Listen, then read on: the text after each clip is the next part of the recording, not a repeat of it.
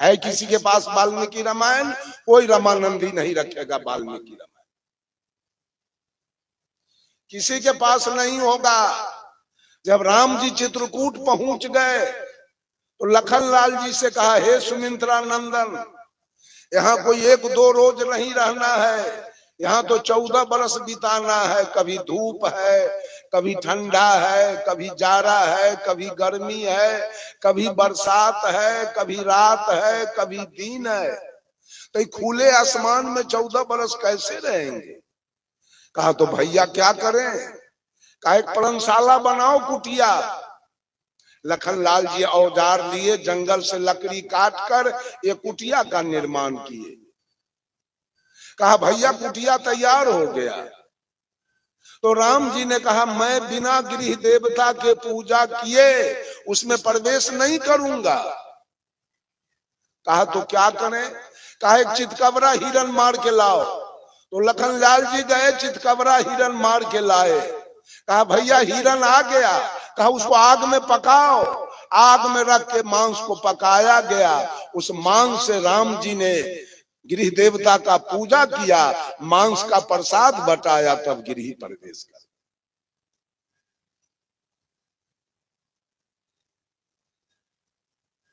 उतना ही नहीं, जब राम जी चले गए चित्रकूट तो लखनलाल जी को राजगद्दी मिला। लखनलाल जी ने राज नहीं किया, राम जी के खोज में निकल गए। 100 भरत जी 101,000 हाथी घोड़ा ऊंट गधा खच्चर लेकर भरत जी और उस पर सेना बैठाकर राम जी के खोज में चले। फिर वो निषाद देख रहा था कि भरत जी को तो राजगद्दी हुआ, ये इधर कहाँ जा रहा है? शायद मेरे मित्र राम को मारने जा रहा है कि हम राज करेंगे या कहीं राम आ गए तो राज हमारा छिना जाएगा। इससे अच्छा है कि एक ठहुरी मारिए देंगे तो अखंड राज करेंगे। निषाद राज ने कहा, भरत जी इधर कहाँ जा रहे हो? आपको तो राजगद्दी मिला, राज करना चाहिए।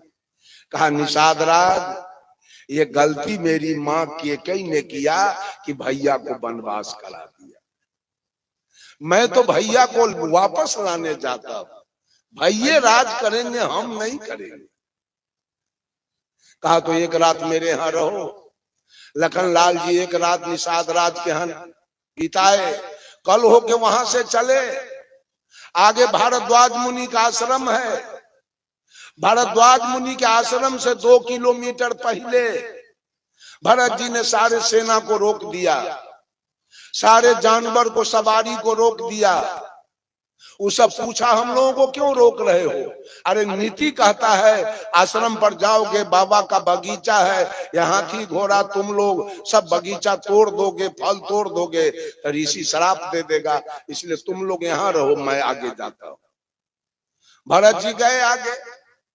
भारद्वाज मुनि को भी शंका हो गया, भरत को तो राज करना चाहिए, भरत जा कहाँ रहा है? कहा भरत कहाँ जा रहे हो? कहा ऋषिवर ये गलती मेरी माँ ने की है, केकई भैया को वनवास कराया, मैं तो भैया को वापस लाने जा रहा हूँ, भैया राज करेगा, मैं नहीं करूंगा। कहा तो एक रात मेरे यहाँ रहो।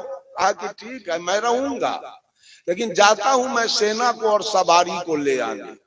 कहा उसको कहाँ छोड़ दिए हो? कहा नीति के अनुसार 2 किलोमीटर आगे छोड़ दिया हो। कहा जाओ लाओ। सारी सेना और सारी सवारी आई। उन सेना के स्वागत में इंद्र के भेजा हुआ 20,000 वेश्या, ब्रह्मा की भेजी हुई 20,000 वेश्या, एक और ऋषि है उसका भेज 60,000 वेश्या आई है इन सेना के स्वागत। लाइए वाल्मीकि रामायण है किसी के पास? वेश्या का नाम खोला हुआ है, हेमा, सोमा, अलम्बुसा, मिश्रकेशी, ऐसा करके वेश्या सबका नाम खोला हुआ है। बड़ी बड़ी आंख वाली सुंदर सुंदर वेश्या, एक एक सेना को 10-10 वो वेश्या अपटन लगा के, तेल लगा के, साबुन लगा के स्नान करा रही है, अचरा से देह पोंछ रही है। भारद्वाज मुनि के आश्रम पर तीतर, बटेर, मुर्गा, कबूतर के मांस ढेर के ढेर विद्यमान है। उत्तम शराब, साधारण शराब की नदी बह रही है। वेश्या सारे सेना को मांस देती है खाने के लिए, दारू ढार ढार के देती है पीने के लिए। जितना खाना है उतना खाओ, जितना पीना है उतना पियो। सब पी पी के मदमस्त हो गया सेना। अब भरत जी गए कहने कि अब चलो चित्रकूट। कहा हम न अब चित्रकूट जाएंगे, न हम अयोध्या जाएंगे। ऐसा स्वागत, ऐसा सुख हमको कहाँ मिलने वाला है। सेना सब जवाब दे दिया भरत, हम नहीं जाएंगे। राम भगवान हो गए, लिख दिया गया तो राम भगवान हो गए, और रावण बहुत बड़ा पापी हो गया। फिर तो आपने क्यों लिखा पूजिए विप्र ज्ञान गुणहीना, अशूद्र न पूजिए गुण ज्ञान परवीना। कहा बाभन बेवकूफ भी हो तो पूजने लायक है, तो फिर क्षत्रिय से ब्राह्मण को क्यों मरवाया गया, और मरवाने वाले ब्राह्मण लोग हैं। ब्राह्मण को क्षत्रिय से मरवाया गया। कहाँ की नीति है, कौन नीति है? कहीं कोई नीति नहीं है, कोई नियम नहीं है, कोई सिद्धांत नहीं है। भजना है भजिए।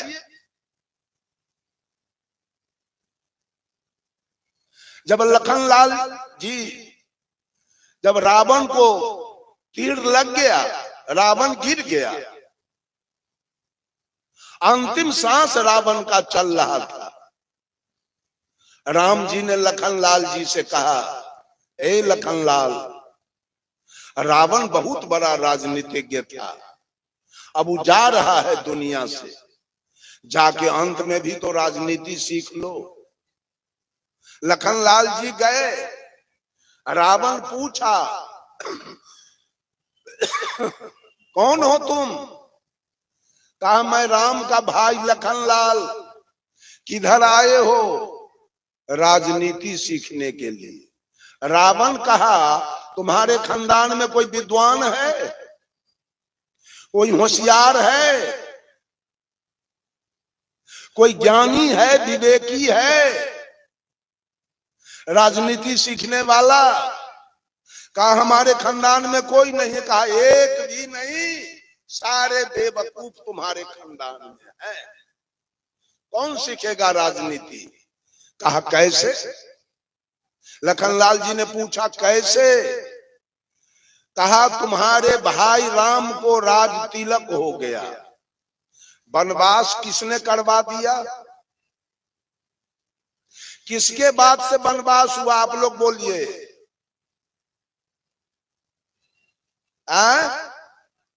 केकई के बात से। कहा तुम्हारा बाप बेवकूफ अपने पत्नी के बात को बूझ करके और राम को वनवास करवा दिया। वो होशियार है कि काबिल दशरथ? कहा तोहर मां केकई किसका बात बूझ के राम को वनवास कराया? तो मंथरा नौरीन के। ये बताइए नौरीन के बात बूझने वाली रानी होशियार होगी कि बेवकूफ? कहा तोहर मां बेवकूफ नौरीन के बात बूझ के राम को वनवास करा दिया। अरे तोहर भाई बेवकूफ राम। हमारा मामा मारीच कपट का मिर्गा बन के जंगल से निकला, तो कहते हो भाई अंतर्जामी है, तो जाना नहीं कि सही मिर्गा है कि कपट के मिर्गा है, जिसके पीछे तीर धनुष लेके दौड़ के तुम्हारा भाई गया।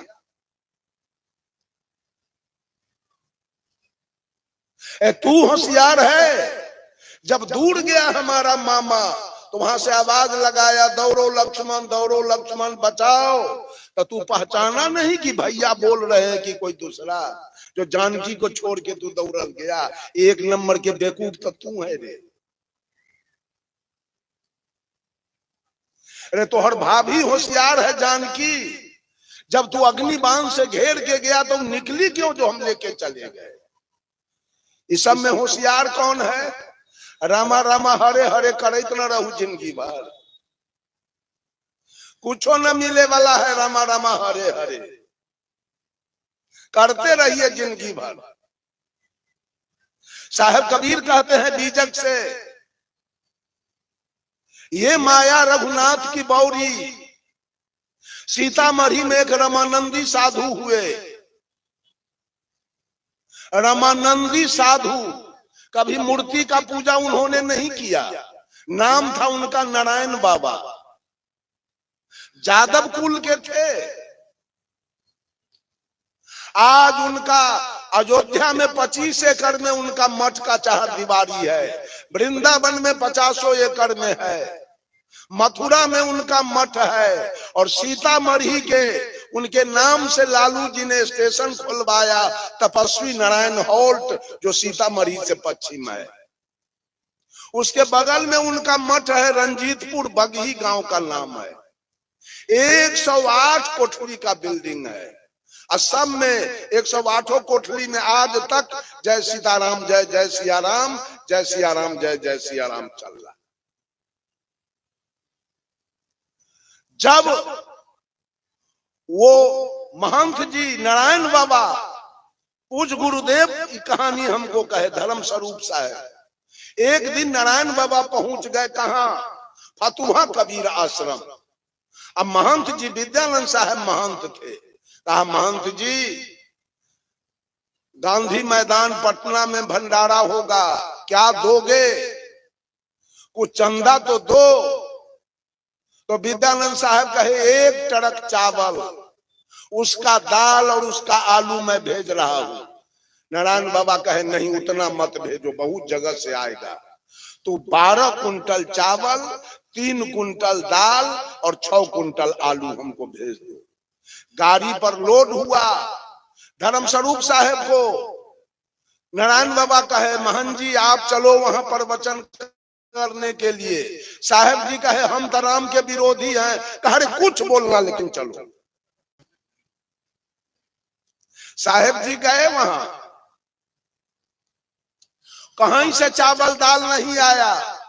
अब नारायण बाबा कहे, अब क्या महंत जी, अब क्या करें? साहब जी कहे, तो अभी कहिए हम जाते हैं फतुहा, ट्रक पर चावल लेके आते हैं। कहा मत जाओ, जो होना होगा होगा। इसके बाद 14 चक्का के ट्रक से एक ट्रक से वो संतरा पहुंच गया। कहा देख लो आ गया, सब लोग यही खाएंगे।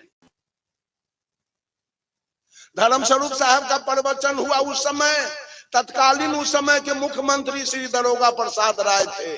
दरोगा प्रसाद राय मंच पर से बोले, कमेंट किए नारायण बाबा से कि जब राम के पत्नी का हरण हुआ तो राम चिड़िया से, पक्षी से पूछते थे, हे खग, हे मृग, हे मधुकर श्रेणी, तू देखा सीता मृग नैनी? राम जंगल में, जंगल से, झाड़ी से पूछ रहे थे, लेकिन मेरे पत्नी का अगर अपहरण हो जाए तो मैं थाना में FIR करूंगा, मैं चिड़िया से पूछने नहीं जाऊंगा।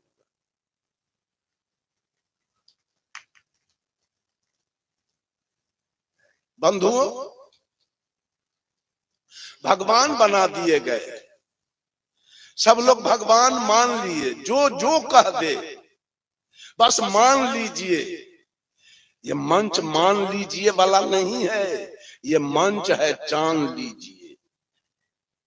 और मैं कहता हूं मेरे बातों पर भी विश्वास मत कीजिए, हम बहुत बड़ा पंडा नहीं है। मेरे बातों को जानिए, मानिए, कोई याद नहीं।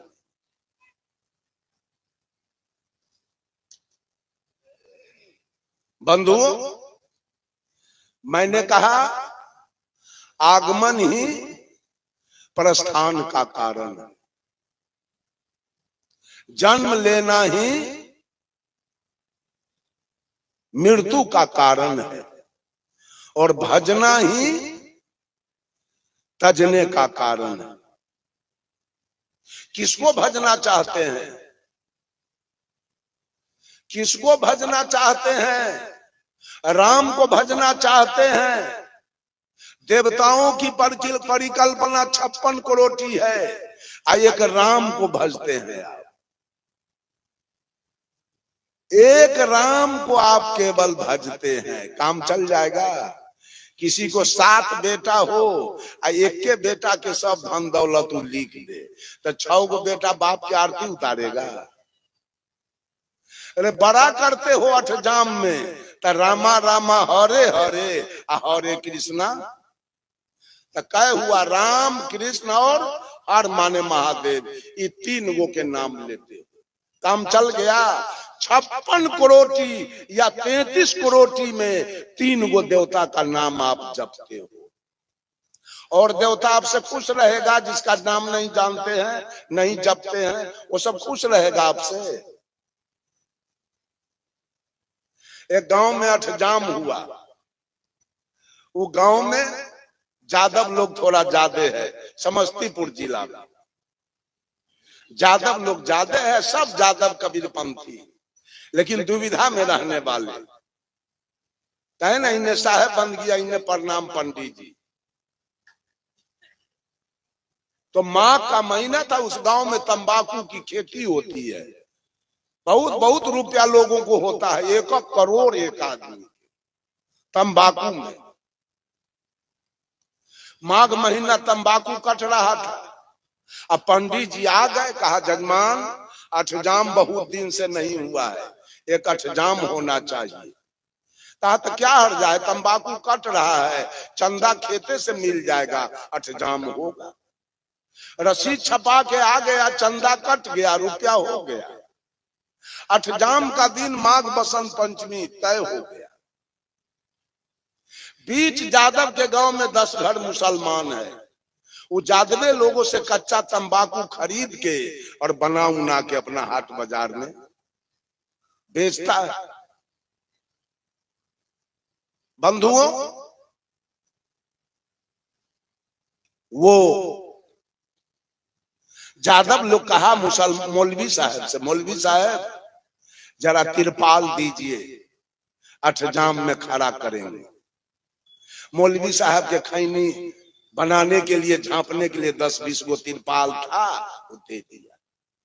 अठजाम सवेरे शुरू हो गया 8 बजे, 5 घंटा जब बीत गया तब पूरब और उत्तर के दिशा से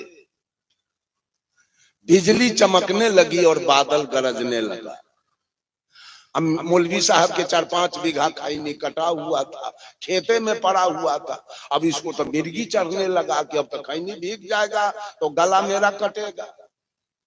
अपने बेटा को कहा, रे बाबू जाओ अठजाम में, ग्वाला लोगों को पैरों पकड़ के, दाढ़ियों पकड़ के, 2-4 गो तिरपाल मांग के ले आओ, और नहीं तो गला कट जाएगा। बारिश में भीगा खैनी की गला कटा। इसका बेटा गया, लेकिन मौलवी साहब के पिताजी जब से अठजाम शुरू हुआ तब से कुर्सी पर बैठ के देख रहा। जब ये गया तो दादा का नजर पोता पर पड़ा। कहा, रे बाबू तू कहाँ आया है? कहा, बादल गरज है, अब बिजली चमक है, खैनी कटा हुआ है, अब्बा कहा है तिरपाल मांग के लाने के लिए, इसीलिए तो हम आए हैं। तो उसका दादा कहा, अभी चले जाओ, हम 5 घंटा से देखा है, ये ग्वाला सब ही सनका हुआ है।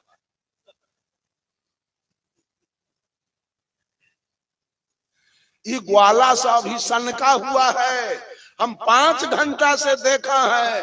गायले गीत के गावो है, झाल से झलियावो है, और रहना कहूं हुमावो है, तब बुझा है प्राण निकल जाइए। अभी मंगबही तई मार के खराब कर दियो। एक के बाप के रगड़ले है 24 घंटा, रामा रामा हरे हरे, रामा रामा। हमको कहिए ना, जो कल जो बोले प्रवचन सो आज बोलिए, हमारा नाना से नहीं, हम नहीं बोल सकते। बोलल बात तो हम बोलिए नहीं सकते हैं कभी भी। 15 दिन हमको रखिएगा अपने दरवाजे पर, तो हम बोलल प्रवचन दोबारा नहीं करें। हमको अपने शर्म लगता है बोलल बात बोलने में। एक के बाप के रगड़ले है, 3 गो देवता के भजने से काम चल गया, अब बहुत देवता बाकी रह गया। तो मरिएगा तो राम 2-4 नदी आपको पार करेंगे। कृष्ण 2-4 नदी पार करेंगे, भोला बाबा 2-4 नदी पार कर देंगे। अब 5वां नदी पर कहीं रावण मिल गया तो सारा मिर्गी उतार देगा वो। तो सतलोक जाइएगा और बैकुंठ, जिसका नाम नहीं जपे से खुश रहेगा आपसे। मान लिया कि राम का मंदिर आपने दरवाजे पर बना लिया, कृष्ण का मंदिर तो नहीं बनाया, तो कृष्ण आपसे खुश क्यों रहेंगे? कृष्ण आपको स्वर्ग क्यों जाने देना चाहेंगे? राम जाने भी देना चाहेंगे तो कृष्ण आगे ढाठ गाड़ देगा, हम नहीं जाने देंगे। माना कि कृष्ण का मंदिर आपने बना लिया, हनुमान का मंदिर तो नहीं बनाया। हनुमान का मंदिर बनाया, भोला बाबा के मंदिर तो नहीं बनाया। भोला का मंदिर बनाया, विष्णु का मंदिर तो नहीं बनाया। विष्णु का मंदिर बनाया, दुर्गा का मंदिर तो नहीं बनाया। क्या बना रहे हो? किसको भज रहे हो? एक भी आदमी भजन करने वाला नहीं है। सारा कबीर साहब ने कहा, कबीर यह जग जलते देखा अपनी अपनी आग, ऐसा कोई ना मिला जा सो रही है लाग। सारी सृष्टि जल रही है, कोई काम के आग में, कोई क्रोध के आग में, कोई लोभ के आग में, कोई मोह के आग में, कोई तृष्णा के आग में, सारी सृष्टि जल रही है। कबीर साहब का ऐसा कोई शीतल व्यक्ति नहीं मिला जिसमें राग द्वेष न हो और उसके समक्ष जाकर शीतलता प्राप्त किया जाए, वो ऐसा व्यक्ति नहीं मिला। सब A to Z जल रहा है। अभी आपका छठ हुआ है, खूब खुशी मनाए हैं, खूब खुशी मनाए। कई गो मियाँ छठ किया, कई ठो सिख के पत्नी छठ किया, कई ठो ईसाई के पत्नी छठ किया, और वो ईद किया तो आपकी पत्नी ईद किया, नमाज अदा किया।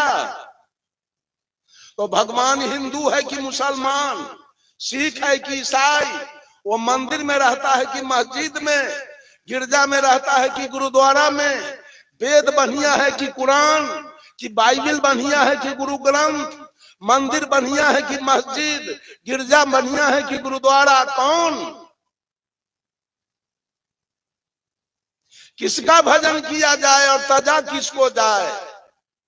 ये सारा सदगुरु कबीर ने कहा, पक्षा पक्षी के कारण सब जग रहा भुलान, निरपक्ष होके जो भजे सो ही संत।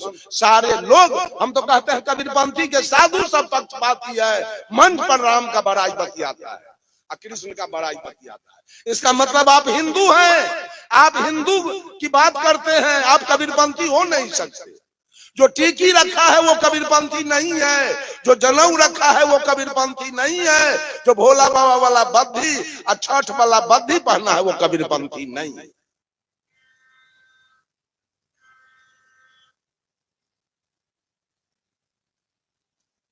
वो कबीरपंथी नहीं है। वो हिंदू हो सकता है, वो कत्लेआम करवा सकता है कहीं, लेकिन वो कबीरपंथी नहीं हो सकता कभी।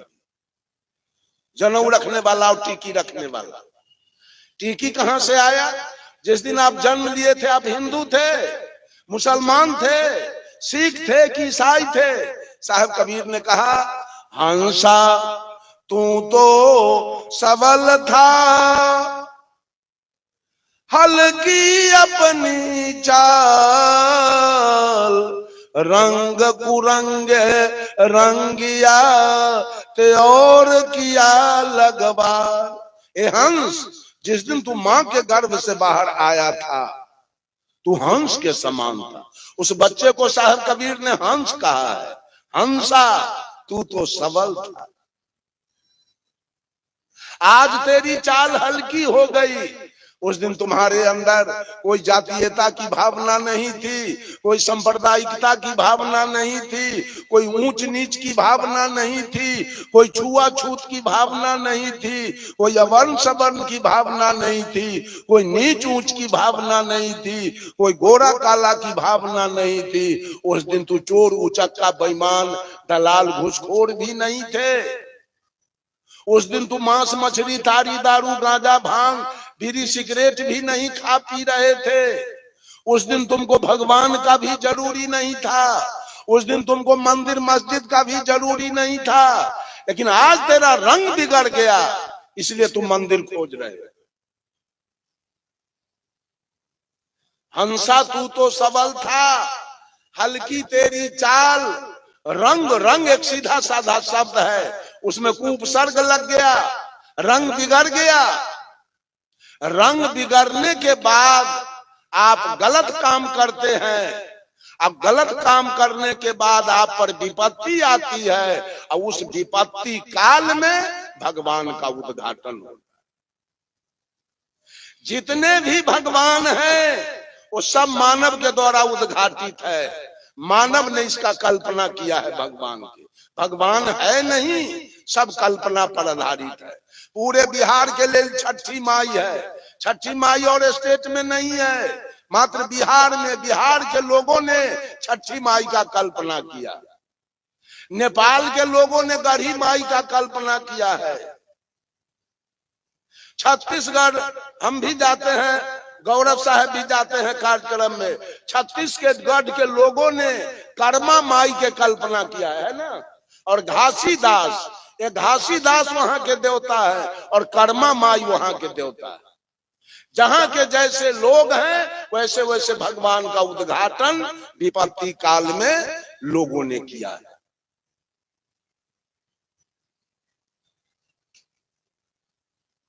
बंधुओं, किसको भजा जाए?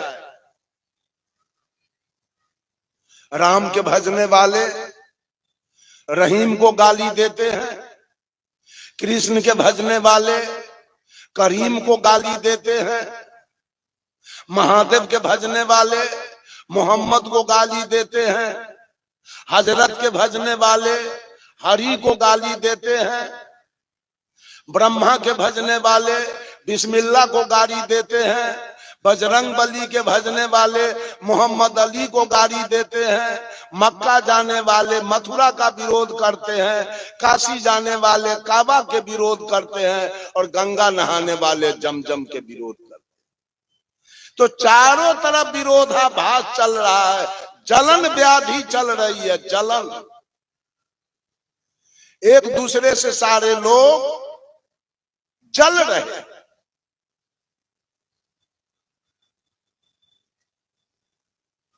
किसका पूजा किया जाए? मुक्ति कैसे संभव है? सुख शांति कैसे संभव है? कल्याण कैसे संभव है?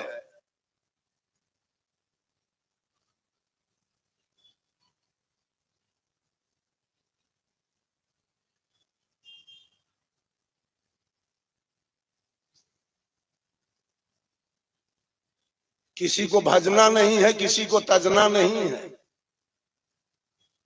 ना हम किसी को भजे, ना हम किसी को तजे।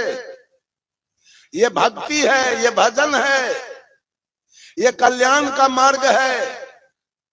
साहब कबीर कहते हैं, रे बंदे करी ले आप निवेरा,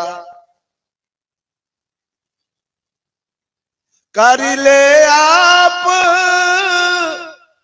निवेरा, रे बंदे करी ले आप निवेरा। आज लोग राम के निवेरा में लगा है, कृष्ण के निवेरा में लगा है, ब्रह्मा के निवेरा में है, विष्णु के निवेरा में है, काली दुर्गा के निवेरा में है, छठी माई के निवेरा में है। और साहब कबीर कहते हैं, तू अपना निवेरा कर ले। ये सारे लोगों का निवेरा हो गया, सब लोग अपना अपना काम किया। आज बारी तुम्हारी है, तुम भी इसी धरती पर आए हो और इसी धरती से सब लोग गए हैं। आज तुम्हारी बारी है, तुम भी अपना तो निवेरा करो। कोई है अपना निवेरा करने वाला? राम का गीत गाएगा और गीत गाया हो गया तो दारू पिएगा। कृष्ण के गीत गाएगा, बीड़ी पिएगा, सिगरेट पिएगा। इस सबसे बढ़ के कोई भगत गाने वाला सब है, खूब गांजा सोटेगा, खूब चाय पिएगा, जर्दा की माम खाएगा, हल्ला करेगा 3 गांव में, लगा लगा लगा लगा लगा लगा।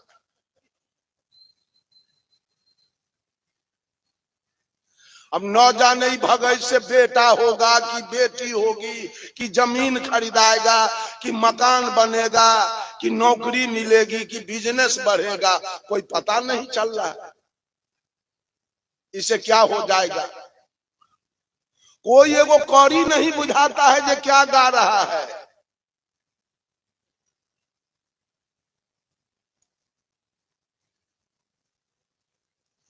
एक आदमी कहा जादव के समझाना आ कलकत्ता पैदल जाना दोनों बराबर।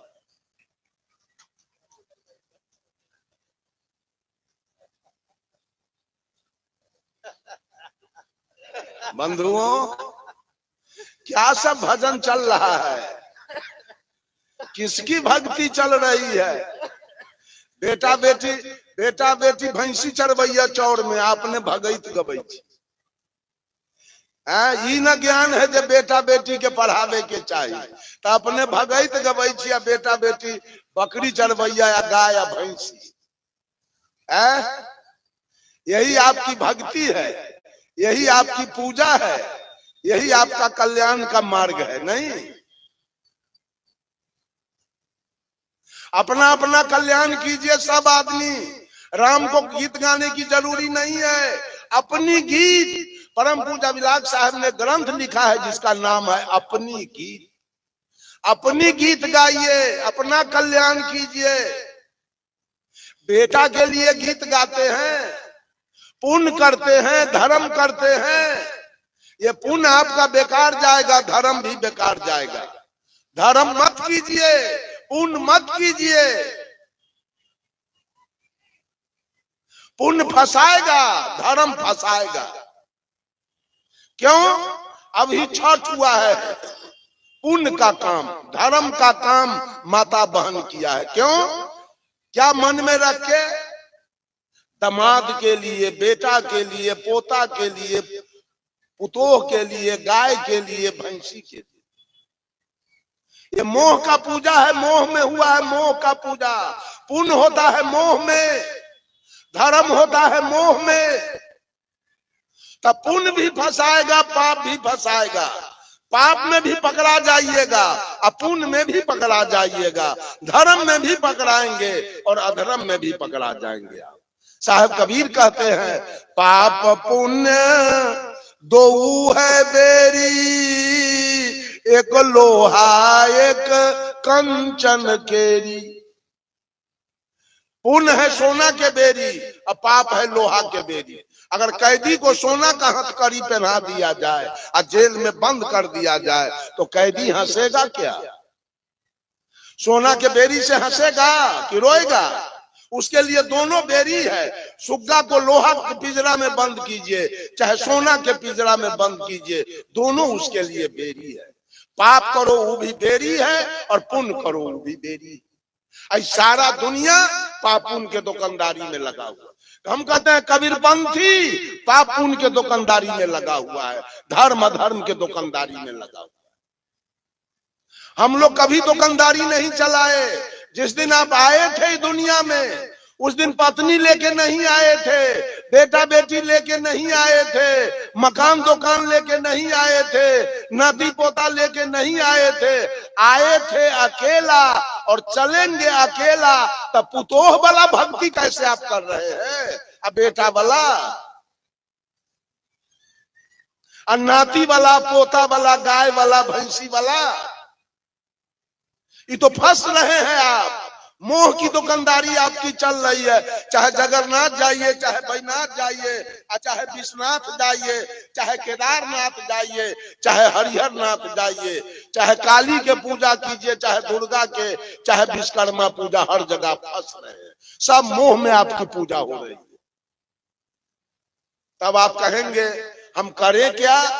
तो न हमको पुण्य करना है न पाप करना है, केवल ये सोचना है हम जो इस दुनिया में आए मेरा कल्याण कैसे हो, बस ये सोचना। साहब कबीर का एक भजन है, संतो सो निज देश हमारा हो संतो, सो निज देश हमारा। जहां जाए जीव फिर नहीं आवे, भवसागर की धारा। कैसा है वो देश? 5 तत्व गुण 3 तहां नहीं, नहीं वहां सृष्टि पसारा। धर्म अधर्म तहां कछु नहीं। कबीर के देश में धर्म अधर्म नहीं होता है। धर्म अधर्म तहां कछु नहीं, पाप पुण्य विस्तारा हो संतो, सो निज देश हमारा। वो कबीर का देश है, कबीर का लोक है, जहां न धर्म होता है, न अधर्म होता है, न पाप होता है, न पुण्य होता है। वहां सारे लोग अपना अपना कल्याण की बात करते हैं और सोचते हैं और उस पर चलते हैं। आपने धन के लिए धर्म किया, आपने बेटा के नौकरी के लिए धर्म किया, आपने पोता के बीमारी छूटने के लिए धर्म किया, आपने दुकानदारी चलने के लिए धर्म किया, आपने दामाद के चलते धर्म किया। वो कोई है आपका जिसके चलते आपने धर्म किया? आप फंसेंगे उस मोह में। वो मोह आपको फंसाएगा, नरक ले जाएगा। वो मोह में आप नरक जाएंगे। अपना कल्याण कीजिए, सब लोग अपना अपना कल्याण कीजिए। और अपना कल्याण करने का मतलब है, अगर उद्धार पाना है, अगर उद्धार पाना है तो भोजन का सुधार कीजिए। अगर उद्धार पाना है तो भोजन का सुधार कीजिए। कल्याण पाना है तो अभिमान हटा लीजिए। खैर पाना है तो बैर बढ़ाना बंद कीजिए। सुविधा पाना है तो दुविधा से दूर हो जाइए। मुक्ति पाना है तो आसक्ति को मिटाइए। और ठौर पाना है तो कबीर के शब्दों पर गौर कीजिए।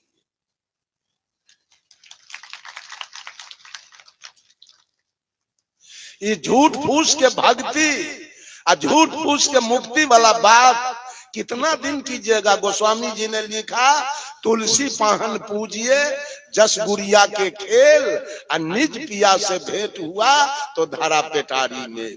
लड़की जब नाबालिग रहती है तब माटी के कन्या दूल्हा पौती पेटारी खीर पूरी बना के वो खेलती है, और शाम को घर जाती है सब मेटा उठा के चली जाती। उस लड़की को जब वो जवान होती है, असली दूल्हा मिल गया तो खेलती है लड़कैया के खेल। ये महिला सब आज तक लड़कैया के खेल खेल रही है। कभी जितिया, कभी करवा चौथ, कभी कर्मा धर्मा, कभी तीज। एकरा ब्रेन में लकवा मार ले। ये पीपल के पेड़ में धागा लपेटती है लकवा वाली। ये पीपल के पेड़ में धागा लपेटना कौन व्रत है? इससे क्या होने वाला है?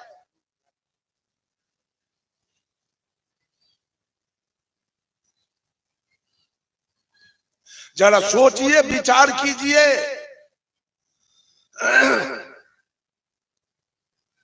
कल्याण का मार्ग पर साहब कबीर ने एक आदमी को अपनी बात नहीं कहा, मुसलमानों से कहा, खोजे अल्लाह के नगरिया जन्म के फूहरी, जन्म के फूहरी हो, जन्म के फूहरी, खोजे अल्लाह के नगरिया जन्म के फूहरी। पांचों वक्त नमाज गुजारे राखे 300 रोजा, पांचों वक्त नमाज गुजारे, राखे 30 रोजा। घट के अंदर खुदा बसत है, तिनको कभी न खोजा। घट में छाई है अंधियारिया, जन्म के फूहरी। कलमा पढ़े रहीम पुकारे, दिल में रहम न लाई। कलमा पढ़े रहीम पुकारे, दिल में रहम न लाई। घट के अंदर नूर बसत है, तिनकर खबर न पाई। पड़ गए माया के लहरिया, जन्म के फूहरी। रे हाथ में हजरत कदम रसूले, नैन में नबी विराजे। हाथ में हजरत कदम रसूले, नैन में नबी विराजे। मन मक्का काया है काबा, सिर पर अनहद बाजे। खोल के देखा ना केवारिया, जन्म के फूहरी। खोजे अल्लाह के नगरिया, जन्म के फूहरी। कौन संत मुसलमान को अपनी बात कहा कबीर को छोड़ करके? है कोई? है किसी का नाम? ऐसे संत थे सदगुरु कबीर। अपनी बात हिंदू मुसलमान नहीं किए, मानव मात्र को अपना संदेश दिया है कबीर ने। कहीं पक्षपात नहीं। उनका बीजक है, this collection of hymns is various matter contains the most authoritative record of Kabir. Teaching he teaching neither Nyaya nor Mimamsa, neither Jog nor Sankhya, but is based in original thinking of his own. Kabir का जो मुख्य ग्रंथ बीजक है, जो विभिन्न प्रकार के छंदों का संकलन है, वो न न्याय है, न जोग है, न मीमांसा है, न वैशेषिक है। वो कबीर के अपने चिंतन पर आधारित। कबीर किसी ग्रंथ से पैंचा लेकर नहीं बोलते हैं। अपने अनुभव के गांव में एक बहुत बड़ा विद्वान आया और एक आदमी को 1000 रुपया दिया। कहा ढोल बजा दो। चारों तरफ है कोई विद्वान पंडित, अनेक शास्त्र का जानकार, तो आके हमसे हाथ मिला दे, मैं उसको इनाम दूंगा। सारे विद्वान पंडित, अब वो रुक गया राजकीय मध्य विद्यालय पर। सारे नगर के विद्वान पंडित अपना अपना घर पकड़ लिया। अरे भाई विद्वान नहीं है, अनंत भाषा के जानकार नहीं है, तो आके चैलेंज कैसे ठोक दिया? मैं नहीं जाऊंगा। उसे कौन जाएगा नाक कान कटवाने के लिए? हारने के लिए कौन जाएगा? सब लोग चुप बैठे रह गए। एक आदमी साधारण कपड़ा लत्ता पहने हुए आदमी, वो कबीरपंथी गया, कहा जरा हाथ मिलाइए। इसका देखा कुर्ता धोती गंजी गमछा, कहा ये तो बिल्कुल साधारण आदमी है, ये कैसे आ गया हमसे हाथ मिलाने? कहा आप कहां से हमसे बात कीजिएगा? तो कबीरपंथी साधु कहा कितने भाषा के जानकार आप हैं? पंडित पूछा तो कबीरपंथी कहा जिसकी गिनती नहीं है। कहा कितने ग्रंथ के आप जानकार हैं? कहा जिसकी गिनती नहीं है। अब तो मायूस हो गया पंडित। कहा किस ग्रंथ से हमसे बात कीजिएगा? वो कबीरपंथी साधु कहा मैं आपसे अनुभव ज्ञान की बात करूंगा। बस ऊपर जोड़ लिया, सारा किताबी ज्ञान मेरे पास है, लेकिन अनुभव ज्ञान मेरे पास है। मेरी हार हुई और आपकी जीत हुई। आप वो साधारण आदमी जीत करके चला आया उसके सामने से। कबीर तो अपने अनुभव की बात करते हैं। कबीर रामायण महाभारत गीता वेद पुराण स्मृति उपनिषद की बात नहीं करते। बंधुओं, अपना अपना कल्याण की बात सब लोग सोचिए। वो आदमी मांस मत खाइए, मछली मत खाइए, तारी दारू मत पीजिए, बीड़ी सिगरेट मत पीजिए, जर्दा की माम मत खाइए, शिखर पराग मत खाइए, माता पिता की अवज्ञा मत कीजिए, चोरी दलाली बेईमानी जो ही आपके पास है, यहाँ तम्मा पीट के राज नहीं करना है, यहाँ कुछ दिन के लिए आए हैं, चलना है।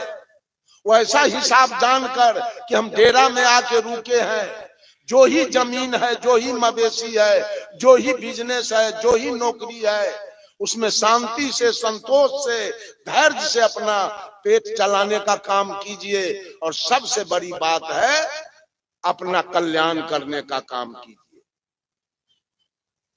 अपना कल्याण सबसे बड़ा कल्याण है बाबू। सब लोग अपना अपना कल्याण कीजिए, अपने अपने मुक्ति का बात कीजिए, अपने अपने सुख शांति का बात कीजिए। आई देवी देवता और ईश्वर परमात्मा के फेर में पड़कर अपना जीवन मत गमा लीजिए। सब लोग अपना जीवन गमा रहा है कहीं न कहीं पूजा करके। मंदिर क्यों गए? मंदिर कौन जाता है? मंदिर कौन जाता है? जो ईमानदार होगा, जो शुद्ध शाकाहारी होगा, जो माता पिता की अवज्ञा नहीं करता होगा, जो मिलावटबाजी नहीं करता होगा, जो चोरी दलाली घुसखोरी नहीं करता होगा, वो मंदिर क्यों जाएगा? वो आदमी मंदिर क्यों जाएगा? मंदिर जाता है चोर लबरा लंपट, मंदिर जाता है बेईमान दलाल घुसखोर, मंदिर जाता है मांस खाने वाला, मछली खाने वाला, तारी दारू गांजा भांग पीने वाला। पाप कटाने के लिए मंदिर जाता है। हमारा तो मंदिर यही है, बडीज टेम्पल। ये काया मंदिर मेरा मुझको मिला है, तो प्रकृति ने बना के दिया। इसी मंदिर में मैं रहता हूँ, अपने धर्म पर, अपने नेचर पर, अपने गुण पर, अपने स्वभाव पर, अपने पुरुषार्थ पर मैं चलता हूँ। मुझे मंदिर जाने की कोई आवश्यकता नहीं। क्यों जाऊं मैं मंदिर? क्या जरूरी मुझे लगा है मंदिर जाने से?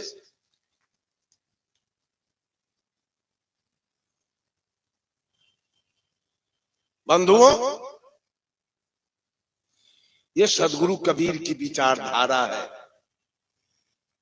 किसी पंथ से टैली नहीं करेगा, ये मत समझिएगा और मंच के जैसा ये मंच है।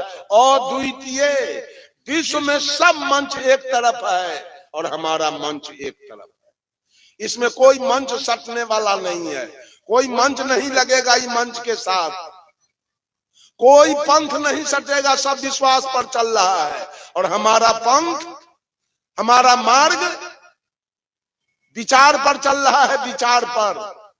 यह विचार का मंच है, यह विश्वास का मंच नहीं है।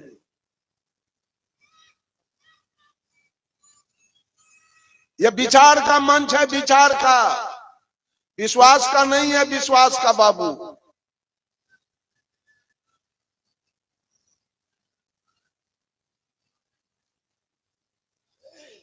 सोचिए, समझिए, अपना कल्याण कीजिए, सुंदर सब समाज का निर्माण कीजिए।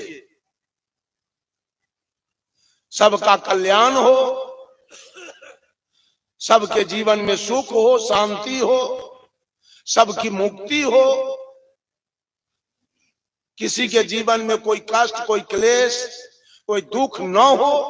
इन्हीं चंद शब्दों के साथ वाणी में देता हूं विराम। बोलिए सदगुरुदेव की जय।